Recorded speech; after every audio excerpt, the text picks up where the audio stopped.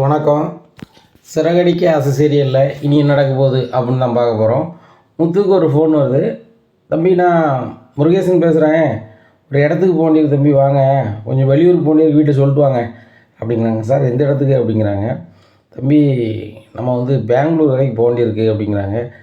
Sir சொல்லிட்டு வாங்க sir அப்படின்னு சொல்லிட்டு மீனா, நான் பெங்களூர் வரைக்கும் போகிறேன் அப்படிங்கிறேன். என்னங்க திடீர்னு சொல்கிறீங்க அப்படிங்கிறாங்க மீனா. ஆஃபர் ஒரு இது வந்து திடீர்னு சில நேரத்தில் வரும். இது வந்திருக்கு, வெளியூர் ஆஃபர், போயிட்டு வந்தால் நம்மளுக்கு கொஞ்சம் பணம் கிடைக்கும், போய்ட்டு வரட்டுமா அப்படிங்கிறாங்க. அப்போ நான் கிளம்பி போய்ட்டு வரேன்பா அப்படிங்கிறாங்க. சரிடா, வெளியூருக்கு போகணுங்க, கவனமாக போவா. சரி, இவ்வளோ தூரம் கார் ஓட்டத்தையே மாற்றிட்டு யாரும் வராங்களா அப்படிங்கிறாங்க. இல்லைப்பா, வெளியூர் போனால் நான் தான் ஓட்டுவேன், கொஞ்சம் தூரம் எனக்கு தூக்கம் வந்துச்சுன்னா அப்படி நிப்பாட்டி ரெஸ்ட் எடுத்துகிட்டு அப்படி தான் ஓட்டுவேன் அப்படிங்கிறாங்க. சரி, கவனமாக போ, கவனமாக வா என்ன அப்படிங்கிறாங்க. சரிப்பா அப்படின்னு சொல்லிட்டு கிளம்பி போகிறாங்க. முருகேசன், என்ன அவசரமா அப்படிங்கிறாங்க. ஆமாப்பா, அங்கே நமக்கு வேண்டிய பையன் ஒரு பையன் காதல் கல்யாணம் பண்ணிக்கிட்டான், டவார்னு பண்ணிக்கிட்டான், நம்ம தான் பொய் ஆகணும். இப்போ நினச்சி நமக்கு வேண்டிய பையனாக இருக்கான், போகாமல் நல்லா இருக்காதுல்ல, அதான் கிளம்பி போகிறேன், அதான் அவசரமாக போகிறேன் அப்படின்னு சொல்லிட்டு அங்கே போகிறாங்க. அங்கே போய் கல்யாணத்தை எல்லாத்தையுமே முடிச்சு வைக்காங்க முருகேசனை. அப்போ முடிக்க வச்சுட்டு, முத்து உனக்கு இந்த இடத்துல ரூம் போட்டிருக்கேன், நம்ம ரூம் தெரியுங்களா அப்படிங்கிறாங்க. தெரியுண்ணே அப்படிங்கிறாங்க. அப்போ கார் எடுத்துகிட்டு போ, நான் இங்கே நம்ம சொந்தக்கார பையன் காரில் அங்கே வந்துடுவேன், நைட்டு ஒன்றா பேசிக்கலாம் அப்படிங்கிறாங்க. சரிண்ணே அப்படிங்கிறாங்க. இப்படியா இருக்குது. அதே கல்யாணத்துக்கு மனோஜ்கிட்ட 30 லட்ச ரூபா ஏமாத்தின புருஷன் பொண்டாட்டி வராங்க. அந்த பையன் அவங்களுக்கு ஏதோ ஒரு வகையில் உறவினர். மொய்யெல்லாம் கொடுத்துட்டு, தம்பி கார் வருமா அப்படிங்கிறாங்க. முத்து மாஸ்க்கு போட்டதுனால அவங்களுக்கு தெரியலை, ஏன்னா ஒரு முறை தான் பார்த்துருக்காங்க, அப்படி நுணுக்கமாக பார்க்குற அளவுக்கு அவங்க பார்க்கல. முத்துக்கு இவங்க 2 பேரையும் பார்த்துட்டு பயங்கர ஷாக்கு. இவங்க தானே மனோஜ்கிட்ட பணத்தை ஏமாற்றினது அப்படின்னு சொல்லிட்டு முழிக்கிறாரு. ஆகா, இப்போ நம்ம ஆர்வக்குளாரில் ஏதாவது பண்ணோம்னா மாட்டிப்போம், அங்கே கல்யாண விசேஷத்துக்கு இவங்க வந்த மாதிரி தெரியுது, நம்ம இங்கே ஏதாவது பண்ண போக மாட்டிக்கக்கூடாது, டெக்னிக்கலாக தான் இதை பண்ணணும் அப்படின்னு சொல்லி நினைக்காரு முத்து. இப்படியா இருக்குது. இந்த சூழ்நிலையில் எங்கே போகணும் அப்படின்னு கேட்குறாங்க. இந்த இடத்துக்கு போகணும். சரி வாங்க அப்படின்னு சொல்லிட்டு கொண்டு விடுதாரு. விட்டுட்டு அப்போ தான் அவருக்கு மனநல வருது, எப்படியாவது இவனை வந்து நம்ம தட்டி தூக்கிட்டு போகணும், தூக்கிட்டு போனால் தான் பணத்தை வாங்க முடியும், என்ன பண்ணலாம் அப்படின்னு சொல்லிட்டு நினைக்காரு. எப்படியா இருக்குது. அப்போ கொஞ்ச நேரம் கழித்து ஒரு ஃபோன் வருது. ஹலோ அப்படிங்கிறாரு. தம்பி, இப்போ இறங்கி போய் உங்கள்கிட்ட நம்பர் வாங்கிட்டு போனோம்ல அப்படிங்கிறாங்க. ஆகா, சிக்கிட்டான் அப்படின்னு சொல்லிட்டு சொல்லுங்கண்ணாச்சி அப்படிங்கிறாங்க. இல்லை, நாங்கள் வந்து கோயம்புத்தூர் வரைக்கும் போகணும் பார்த்துடுங்க, நீங்கள் வந்து சென்னை தானே போகிறீங்க, எங்களை கோயம்புத்தூர் விட்டுடலாமா அப்படிங்கிறாங்க. தங்கமாக போச்சு, விட்டுடலாமே அப்படிங்கிறாரு. அப்போ தான் மனசு தோணுது, எப்பா சிக்கிட்டாம்பா, எப்படி தான் இவனை வச்சு நம்ம பணத்தவங்களாம் நினச்சிக்கிட்டு இருந்தோம், சிக்கிட்டான் அப்படின்னு சொல்லி நினச்சிட்டு இருக்காங்க. இவங்க கோயம்புத்தூரில் ஒரு வீடை வாடகைக்கு எடுத்து மனோஜ் மாதிரி அங்கே பணத்தை ஆட்டையை போடுறதுக்கு ஒரு டேட்டை சொல்லியிருக்காங்க. அதை வாங்கிட்டு மறுபடியும் பெங்களூருக்கு வந்துடணும், இந்த வீட்டிலேருந்து நம்ம சொந்த வீடு மாதிரி சொல்லிவிட்டு இங்கே ஒருத்தனை ஆட்டையை போட்டு கிளம்பிடணும் அப்படிங்கிறது தான் இவங்க பிளானு. முத்து வண்டியே புக் பண்ணுறாங்க. உடனே முருகேசனுக்கு கால் பண்ணுறாங்க. அண்ணே, அர்ஜென்ட்டாக வீட்டுக்கு போக வேண்டியிருக்குண்ணே, தப்பாக நினச்சிக்காங்கண்ணே அப்படிங்கிறாங்க. சரி முத்து, நீ பார்த்து போய்ட்டு வா, உனக்கு வர வேண்டிய பணத்தை அக்கௌண்ட்டுக்கு நம்பருக்கு அனுப்பிடுதோம்ப்பா, என்னப்பா பார்த்து போப்பா அப்படிங்கிறாங்க. சரிண்ணே அப்படிங்கிறாங்க. இந்த ஆஃபர் எடுத்துக்கிட்டு கோயம்புத்தூர் போகிறோம்ட்டு போகிறாங்க. அப்போ கோயம்புத்தூரில் இருந்த இடம் அப்படிங்கிறாங்க. சார் எனக்கு ரொம்ப தெளிவாக தெரியும் அப்படி இப்படின்னு சொல்லி முத்து சொல்கிறாரு. சரி தம்பி, ஒன்றும் பிரச்சனை இல்லை, ரொம்ப நம்பிக்கையாக ஓட்டுதீங்க அப்படி இப்படின்னு சொல்லிட்டு பேசிகிட்டே வராங்க. முத்து நினைக்கிறாங்க, அவங்க நல்ல கண் அசரணும், கரெக்டாக விடித நேரம் வரணும், வந்தோடனே நம்ம ஏரியா ஸ்டேஷனுக்கு கொண்டு போயிடணும் அப்படின்னு நினைக்காங்க. அப்போ வண்டி ஒரு வழியாக போயிட்டுருக்கு. அப்போ தம்பி எப்படி வழியாக போயிட்டுருக்கு அப்படிங்கிற. அண்ணாச்சி, அதுக்கு ஒரு குறுக்கு வழி இருக்குது, ஷார்ட்கட்டாக இருக்குது, நம்ம சீக்கிரம் போயிடலாம், கூட 2 மணி நேரம் மிச்சப்படும் அப்படிங்கிறாங்க. சரி தம்பி, அந்த வழியாக போங்க, நான் எனக்கு முஞ்சாதிக்கு தூக்கம் வருது, நீங்கள் கரெக்டாக கொண்டு போயிருங்க அப்படிங்கிறாங்க. காரை ஓடிட்டே போய்கிட்டு இருக்காங்க. கரெக்டாக முத்து வீடு இருக்கிறதுக்கு சூரிய செக்ஷன் உள்ள ஸ்டேஷனுக்கு கரெக்டாக லிமிட்டில் ஸ்டேஷனில் கொண்டு விட்டுருந்தாங்க. விட்டுட்டு சார் அப்படிங்கிறாங்க. ஸ்டேஷனில் காலையில் டியூட்டியில் எல்லோரும் தூங்கி வளைஞ்சிக்கிட்டு இருக்காங்க. உடனே என்னப்பா, என்ன தம்பி இவ்வளோ நேரத்துக்கு அப்படிங்கிறாங்க. சார் உயரதிகாரி யார் அப்படிங்கிறாங்க.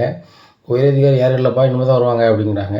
சார் அப்போ இவங்க 2 பேரையும் உள்ளே கொண்டு வைங்க சார் அப்படிங்கிறாங்க. என்ன விஷயம் சொல்லுப்பா முதல்ல அப்படிங்கிறாங்க.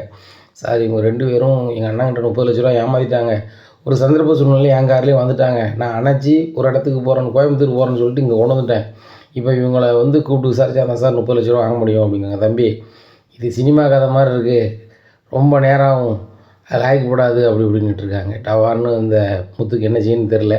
டவார்னு அவர் அரசியல்வாதிகிட்ட இருக்க நண்பருக்கு கால் பண்ணுறாரு. முத்து இந்த மாதிரி முத்து சொல்கிறேன், நான் முத்து பேசுகிறேன் இந்த மாதிரி கதை அப்படிங்கிறாரு.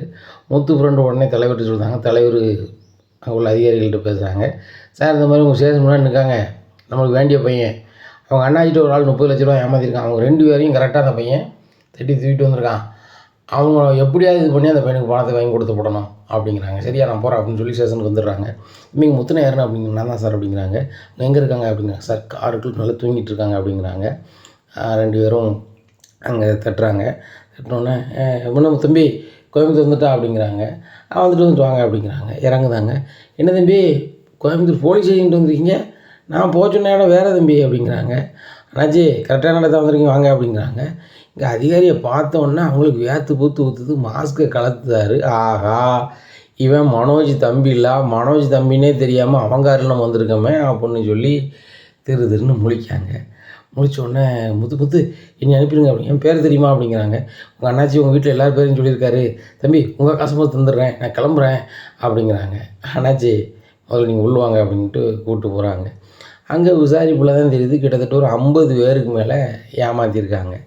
உடனே இந்த அதிகாரி சொல்லுதாரு, தம்பி உங்கள் காசு எடுக்கணும் தான் நீங்கள் கூப்பிட்டு வந்தீங்க, உண்மையிலேயே எனக்கு ப்ரொமோஷனுக்கு ஏற்பாடு பண்ணியிருக்கீங்க தம்பி, 50 பேர்ட்ட ஏமாற்றிருக்கான், அந்த பணத்தை எங்கே வச்சுருக்கோன்னு சொல்லிட்டான், இப்போ உங்கள் பணத்தை மீட்கிறதுக்கு அதுக்குள்ள வழியை முதல்ல செஞ்சுருவோம், இவங்க சம்மந்தப்பட்ட ஆளுக்கு இப்போ நான் வர சொல்லியிருக்கேன் அப்படிங்கிறாங்க. அவங்க அங்கேருந்து பணத்தை ஒரு வண்டியில் கொண்டு வராங்க. அங்கே உள்ள லோக்கல் அதிகாரிட்டையும் பேசிடுறாங்க. அப்போ முத்து வந்து அண்ணாமலைக்கு தகவல் சொல்கிறாங்க. அப்பா மனோஜிட்ட பணத்தை 30 லட்ச ரூபாய் ஆட்டை போட்டு போனாங்களப்பா, அவங்க சிக்கிட்டாங்க, என் கார்லேயே ஒரு சந்தர்ப்ப சூழ்நிலை வந்துட்டாங்கன்னா வசமாக லாக் பண்ணியாச்சு, நீங்கள் வாங்கப்பா அப்படிங்கிறாங்க. இங்கே மனோஜ் ரோகிணி எல்லோரும் அடித்து பிடிச்சி நேராக வந்து ஸ்டேஷனுக்கு வராங்க.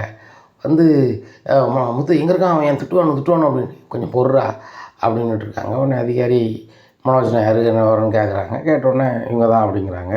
வந்தோடனே எழுதி கொடுத்துட்டு அந்த பணத்தை வாங்கிட்டு போங்க அப்படிங்கிறாங்க. பணத்தை வாங்கும்போது பயங்கர சந்தோஷம் ரோகிணிக்கும் மனோஜுக்கும். எப்பா நம்ம போன பணம் 30 லட்ச ரூபா வந்துட்டு அப்படின்னு சொல்லி. ஆனால் முத்துக்கு அதில் ஒரு பிளான் இருக்குது. என்ன அப்படின்னா, அப்பாவோட பணம் 27 லட்ச ரூபா ப்ளஸ் 3 லட்ச ரூபா வட்டி முதலமாக வாங்கியிருக்கான். 50,000 தான் மனோஜ் கொடுத்துருக்கான். அப்போ அவங்களோட பணம் வெறும் 50,000 தான். என்ன, நம்ம இதை வந்து கார் வாடகையை நம்ம ஒரு 5,000 எடுத்துக்கிட்டு மீதி பணம் 45,000 கொடுத்துட வேண்டியதான் அப்படின்னு நினைக்கிறாரு. பணம் தோணே, எப்பா பணம் வந்துருச்சுப்பா அப்படிங்கிறாங்க. உன்னை முத்து சொல்கிறாங்க, எப்பா ஓம் பணம் போன வேறு வழியில் வந்துட்டப்பா, இந்த பணத்தை நீ வச்சுக்கப்பா அப்படிங்க. டேய் இது நீ ஏன் பணம்டா, நான் 30 லட்ச ரூபா கொடுத்துருக்கேன் அப்படிங்கிறாங்க. அண்ணாச்சி எங்கள் அப்பா 27 லட்ச ரூபாயை எடுத்துகிட்டு ஓடுனேன், என்ன அதுக்கு வட்டி முதலுமா சேர்த்து அந்த ஜீவாட்ட 3 லட்ச ரூபா வாங்கியிருக்கேன், ஆக 30 லட்ச ரூபா அப்பா பணம் இல்லைங்கட்டா, இது அப்பாட்ட போக வேண்டியது. என்ன உனக்கு அந்த 27 லட்ச ரூபா வச்சு முதல் பண்ணிக்கிட்டு தொழில் பண்ணிக்கிட்டேன், உன்னை நாங்கள் வந்து என்னது வாங்கலை, வட்டி வாங்கலை, அசலும் வாங்கலை, நீ அதோட போயிரு. ஏன்னா ஓம் பணம் இதில் ஒரு 45,000 இருக்குது எக்ஸ்ட்ரா, அப்பாவுக்கு 50 ரூபா கொடுத்துருக்க பற்றியா, 5,000 வாடகை எடுத்திருக்கேன், 45,000 பணத்தை பிடி அப்படின்னு சொல்லி அதிலேருந்து எடுத்து கொடுக்காங்க கேட்டேன். இதை பார்த்தோன்னா மனதுக்கு சரியான கிடப்போகுது. இன்னும் முத்துக்கு நினச்சிட்டு இருக்கேன், நீ சொன்னா பணத்தை வாங்கணும்னு நினச்சிட்டு இருக்கியோ, எப்பா என் பணத்தை ஏண்டதாங்க அப்படிங்கிறாங்க. உடனே ரவி சொல்கிறான், அது எப்படியா தர முடியும், அதெல்லாம் தர முடியாது அப்படிங்கிறாங்க. முத்து மனநிலையும் ரவி மனநிலையும் பார்க்குறாங்க. நம்மளை பார்க்கும்போது தான் அவருக்கு நல்லா புரியுது. மனோஜ் ஏதோ வகையில் உருட்டி புரட்டி ஃபர்னிச்சர் கடையை வச்சுட்டான். ஆனால் ரவி அந்த ரெஸ்டாரண்ட் கடையில் 12,000 சம்பளத்துக்கு வேலை பார்த்துட்ருக்கான். முத்து மாடியில் ரூம் கட்ட முடியாமல் பிள்ளைகள் ரொம்ப சங்கடப்படுது. இந்த மழை நேரத்துலேயும் தனக்காக ரூம் இல்லை, இந்த குளிர்லையும் இந்த வெக்கையிலையும் இந்த பிள்ளைகள் தூங்கிட்டு கிடக்குவா மாற்றி. அதனால் லாய்க்கு போடாது, மாடியில் ரூம் கட்டட்டும். அவன் ரவி ரெஸ்டாரண்ட் வைக்கிறதுக்கும் முத்து வீடு கட்டுறதுக்கும் ஆளுக்கு பாதியாக பிரித்து கொடுத்துர்லாம். ஆளுக்கு 15 லட்ச ரூபாய் நம்ம கணக்கு பண்ணி நம்மளும் ஒரு 50 ரூபாய் போட்டு 15 கொடுத்துட வேண்டியதான், பிள்ளைகள் நல்லா இருந்து போட்டும் அப்படின்னு நினைக்காங்க. டே மனோஜ், முத்து சொல்லுன்னு இந்த தப்பும் இல்லை, என்ன ஏதோ ஒரு வகையில் வீட்டு பணத்தை உன் மாமனார் பணம்னு சொல்லி கடை வச்சுட்ட, உன் கடன் காவலில் இருக்குது, உன் வருமானத்தை வச்சு அதை அடைச்சிரு, இந்த பணத்தை முத்துக்கு பாதி ரவிக்கு பாதி கொடுக்க போகிறேன் அப்படிங்கிறாங்க. உடனே இல்லைப்பா இதை சம்மதிக்க முடியாது அப்படின்ட்டு இருக்காங்க ஸ்டேஷன் வாசலில். உடனே தலைவரும் இந்த கதை எப்படி முடிஞ்சுன்னு கேட்கறதுக்கு வந்துருந்தார். முத்து அப்படிங்கிற தலைவர், ரொம்ப நன்றி தலைவரே, நீங்கள் என்ன இது நடந்திருக்காது அப்படிங்கிறாங்க. முத்து உங்கள் பணத்தை மீட்டு தரேன்னு நினச்சேன், மீட்டு தந்துட்டேன், ரைட்டு சந்தோஷம், சரி நினச்சி வரேன் அப்படின்னு சொல்லி கிளம்பி போயிடுறாங்க. உடனே மனோஜ் சொல்லுதாரு அண்ணாமலை, என்னால் வீட்டில் பேசிக்கலாம் அப்படிங்கிறாங்க. வீட்டில் போய் ரவிங்க வாடா அப்படிங்கிறாங்க. என்னப்பா அப்படிங்கிறாங்க. இதில் 15 லட்ச ரூபா நீ வச்சுக்கோ முத்து, இதில் 15 லட்ச ரூபா நீ வச்சுக்கோ அப்படிங்கிறாங்க. இல்லைப்பா எனக்கு வேண்டாம்ப்பா அப்படிங்கிறாங்க.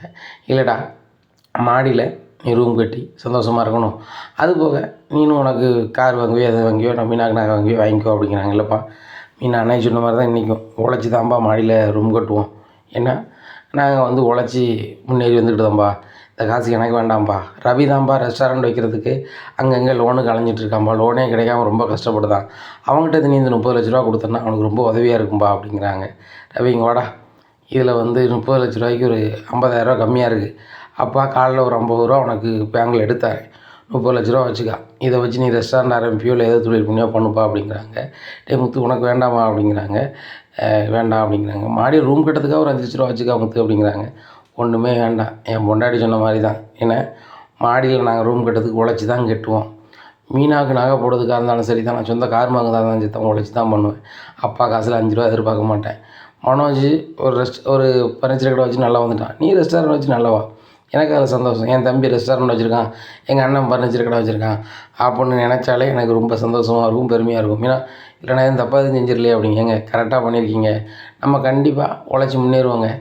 மாமா நல்லா இருக்கணும், உங்கள் கூட பிறந்த அண்ணன் தம்பி நல்லா இருக்கணும் நினைக்கிங்களா? அதே மாதிரி தாங்க நான் நினைக்கிறேன் அப்படிங்கிறாங்க. உடனே ரோகிணி நினைக்காங்க, பொழைக்க தெரியாதவா இருக்க அந்த மீனா அந்த பணத்தை என்கிட்ட தந்தாலாவது மனோஜுக்குள்ளே கடத்தை அடைச்சி மீதி பணத்தை வச்சு நான் ஒரு பார்லர் வச்சுருப்பேன் அப்படின்னு சொல்லி ரொம்பவே முழங்கிக்கிட்டு இருக்காங்க. இதை பார்த்த விஜயா, ஏங்க நம்மளுக்குன்னு ஒரு பங்கு இது வேணும்லாங்க, ரவிட்ட அப்படியே 30 கொடுத்துட்டீங்க, 29 லட்ச ரூபாய் அவங்க பாட்டில் கொடுத்துட்டீங்க, நம்ம அக்கௌண்ட்டில் ஒரு 10 லட்ச ரூபா போட்டு வச்சா நம்மளுக்கு ஆகும்ல அப்படிங்கிறாங்க. விஜயா எனக்கு பென்ஷன் வருது, என்ன அப்படி தேவைப்பட்டால் இந்த பென்ஷன் லோன் போட்டுக்கலாம், கொஞ்சம் அமைதியாக இரு, காலையில் ஒரு 50 ரூபா அவனுக்கு நான் வந்து பேங்க்கில் எடுத்து கொடுக்கணும்னு சொல்லிக்கிட்டு இருக்கேன், என்ன பேசிகிட்டு இருக்கேன் அப்படிங்கிறாங்க. இல்லைப்பா இதுவே போதும் அப்படிங்களடா ரவி, ரவுண்டாக தாரேன், ரவுண்டாக தானே, அதுக்கப்புறம் நீ லோனுக்கு ரெடி பண்ணால் கூட பெரிய அமௌண்ட்டு பண்ணால் கூட இது ஹெல்ப்ஃபுல்லாக இருக்கும் அப்படிங்கிறாங்க. ரொம்ப நன்றிப்பா அப்படின்னு சொல்லிட்டு ரவி எழுதுறாரு. உடனே ஸ்ருதியுமே அங்கிள் ரொம்ப நன்றி, எங்கள் அப்பாட்ட வாங்கக்கூடாதுன்னு ரொம்ப அவன் சுயமரியாதையோடு இருந்தான், ஆனால் பெற்ற தகப்பனாக இருக்க நீங்கள் உரிமையோடு கொடுக்கீங்க, எனக்கு ரொம்ப பெருமையாக இருக்குது அங்கிள் அப்படிங்கிறாங்க. ஏம்மா அங்கிள்னு கூப்பிடுதோ நீ வந்து அப்பான்னு கூப்பிடாத, எனக்கு சந்தோஷம், எனக்கு பொட்டு பிள்ளை இல்லைங்கிறத வந்து இந்த 3 மருமகுமார் தான் தீக்கிய, நீங்கள் 3 மருமகுமாருமே இந்த மாமான்னு கூப்பிடுறத தவிர்த்துட்டு நீங்கள் வந்து அப்பானே கூடலாம் அப்படிங்கிறாங்க. உடனே சரிப்பா அப்படிங்கிறாங்க ஸ்ருதி. உடனே மீனாவும் சிரிக்கிறாங்க. ரோகிணி ரொம்பவே கடுப்பில் நிற்கிறாங்க. மனோஜுக்கு சரியான வயிற்றெரிச்சல், கை கிண்டது வாய் கட்டலையே அப்படின்னு சொல்லி இனி என்ன நடக்கும் அப்படிங்கிறத பொறுத்து இருந்து பார்க்கலாம்.